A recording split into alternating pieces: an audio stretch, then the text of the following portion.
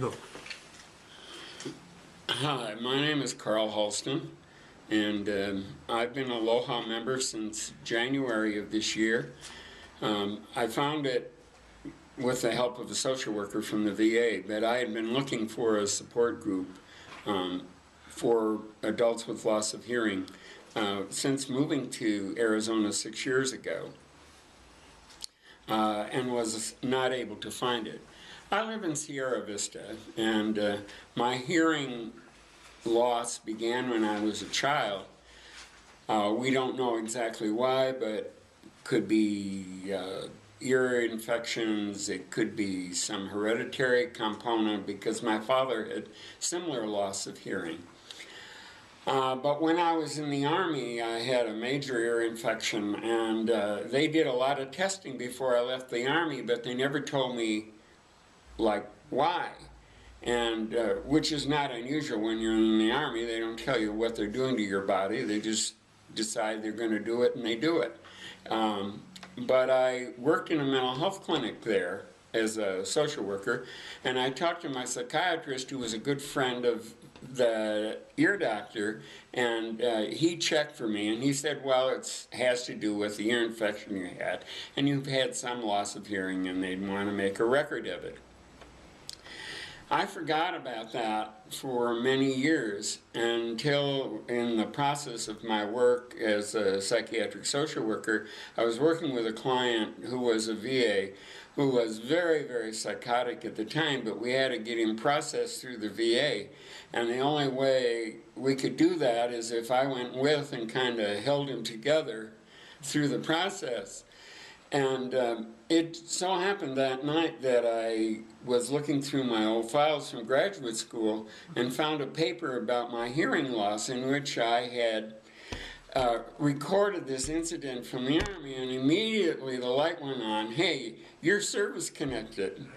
And so the next week I went down and applied for disability, and began with a 20% loss of hearing, and used the VA to get hearing aids for many years. But when I moved to Arizona 6 years ago, I had to find new doctors for everything, and they had been promoting the use of the VA for total care, so I decided to use the VA then. Through a few redetermination processes, I'm now at 100% disabled and legally deaf. There are two big events for me in this year. The first event regarding my hearing was finding ALOHA. And that was a huge piece for me, because I needed the support from other people with loss of hearing and connection in that regard. And I have attended almost every support group meeting since then. I think I've missed 3 when I've been out of town. And the other big thing was, at the end of March, I got a cochlear implant, which was turned on the 14th of April. And that has made a major difference in my life. I now hear pretty normally with the cochlear implant in my right ear and a Chili Oticon hearing aid in my left ear.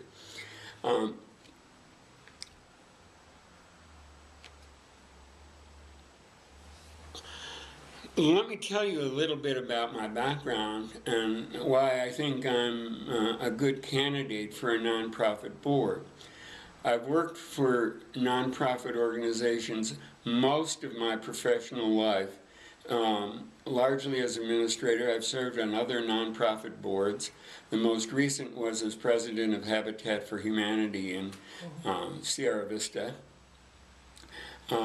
But other health-related and Christian service-related agencies.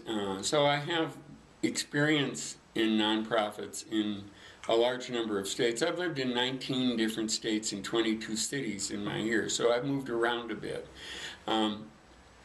My major employment was as a mental health social worker. Most of the years in clinical administration. Oftentimes dual responsibilities, some direct clinical work, supervising other people in clinical and administration. I was fortunate to have almost all of my jobs in very, very cutting-edge mental health agencies where the way service was delivered was unique and different from traditional agencies. That's one of the things. Out of my experience with the support group here in Tucson in January, after attending for a few times, I could see that this was something I could do and that we needed in Sierra Vista, and I found a place to have our meetings down there and began a monthly support group meeting in March of this year. We're a struggling group in Sierra Vista. I have about 13 or 14 different people who have come. Ranges from 2 to 6, usually at our monthly meeting. My experience, the people who I encounter there are poorly served by hearing aids. Many have not had them. Some have them in their dresser drawer at home. And some wonder, they don't have the first clue as to how to go about getting a hearing aid. They don't trust the process. They're sure they're going to get suckered into some kind of deal, and some of them have. With none of our registered audiologists in town, we have 4 reputable audiologist agencies in Sierra Vista, and they've been very cooperative and responsive by and large to my effort to start a group, and I'm going to be doing a speakers meeting soon using those. My first speakers meeting will be with Lisa Furr from Hamilton Captel in November, so that's set. But I feel like I want to give back to the agency. I feel that we as adults with loss of hearing have been very poor self-advocates, and one of the reasons why we don't have nearly the support that we should have from the community in terms of accessibility is because we don't ask for it, we don't fight for it, we don't get out there and let people know what we need and what is available, and many of us have no clue what is available.